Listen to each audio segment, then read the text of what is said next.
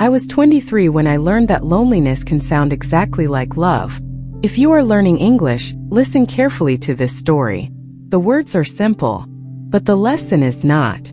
My name is Aliana, and this happened to me in the United States. When I moved to Chicago, I told myself I was starting a new life. New country, new job, new dreams. I was proud of myself. I was independent. I was strong. At least that's what I believed. I worked in a modern office building downtown. Glass walls, open desks, the sound of keyboards and coffee machines, people walking fast with important faces. I was a junior marketing assistant, 23 years old, still learning everything, still trying to prove that I deserved to be there. And that's where I met him. His name was Daniel. He was not loud, not dramatic, not charming in a movie way. He was calm, controlled, intelligent, 34 years old, senior project manager. The first time he spoke to me, I was struggling with a presentation slide. "You switched the numbers," he said gently. I felt embarrassed. "Oh, I'm sorry." "It's okay," he replied. "You're new. You'll get better." He smiled, and that smile felt safe. That is how it started. Not with flirting, not with romance, with safety.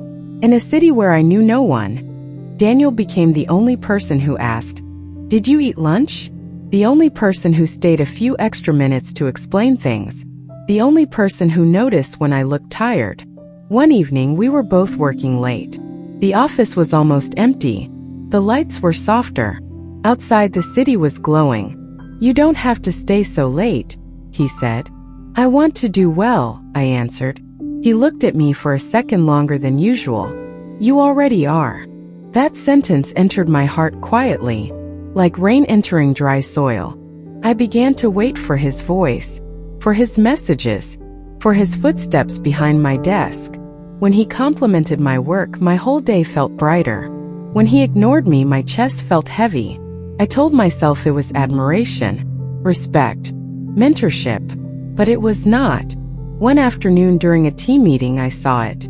His wedding ring. It was simple, silver, shining under the white office lights.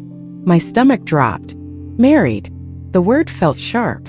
I don't know why I never noticed before. Maybe I did, and my mind chose not to understand it.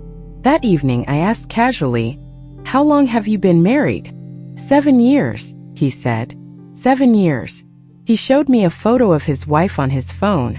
She was beautiful, confident, smiling next to him on a beach. "She's a doctor," he added. I nodded. I smiled. Inside, something cracked. That night, I told myself it would stop. I would create distance. I would be professional. But feelings are not controlled by logic. They grow in silence. After that day, our conversations changed. They became softer, slower, more personal. He told me about the pressure he felt at home, the long hours, the emotional distance. "She doesn't really understand my work," he once said. I listened carefully. I became the person who understood him. We started having coffee together every morning, sitting in the corner of the break room, laughing quietly. One night after everyone left, we were alone again. "Sometimes I feel old," he said suddenly. "You're not old," I replied. "You're experienced." He smiled at that. Then there was silence. The kind of silence that is full of something dangerous. "I shouldn't talk to you like this," he whispered. My heart was beating fast. Like what? Like I enjoy this too much. The air felt heavy. I knew it was wrong, but I also knew I didn't want it to stop. He didn't touch me. He never crossed a physical line in the beginning. But emotional lines?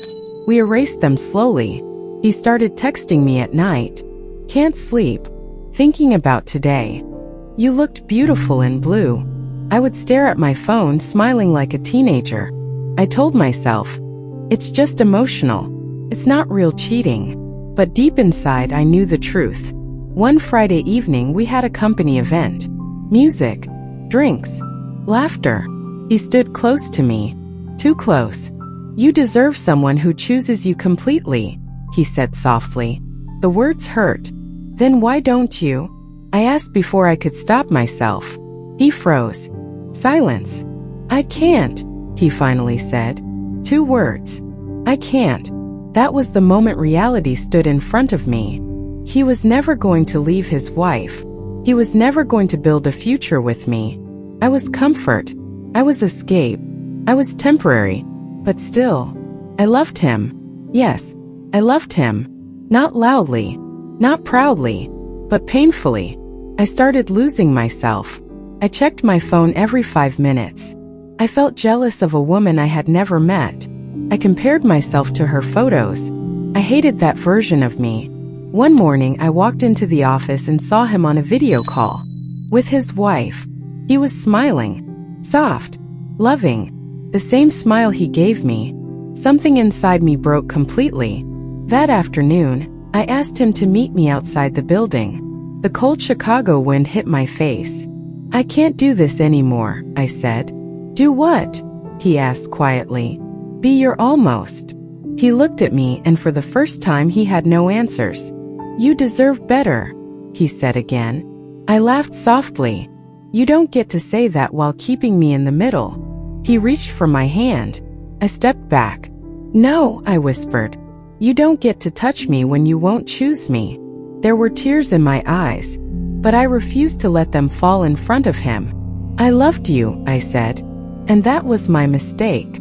He didn't fight for me. He didn't stop me, because deep down he was comfortable, not committed. The next week I requested a department transfer. I blocked his number. The first nights were the hardest. My chest felt empty. I questioned myself. I missed him. But slowly something changed. I began to feel lighter. I realized something important. He didn't break my heart. I gave it to someone who never had empty hands. If you are listening to this and you are in love with someone who belongs to someone else, ask yourself one question. Are you their future or just their distraction? I was 23 when I learned that attention is not the same as commitment. That late night messages are not promises. That I can't really means I won't. And the most painful truth? He did not lose me. He lost someone who was ready to choose him completely. I lost someone who was never brave enough to choose me at all. And that difference changed my life. If you want to learn English through real emotions, through stories that feel true, stay with this channel. Because sometimes the hardest lessons teach us the strongest words. And this time, I chose myself.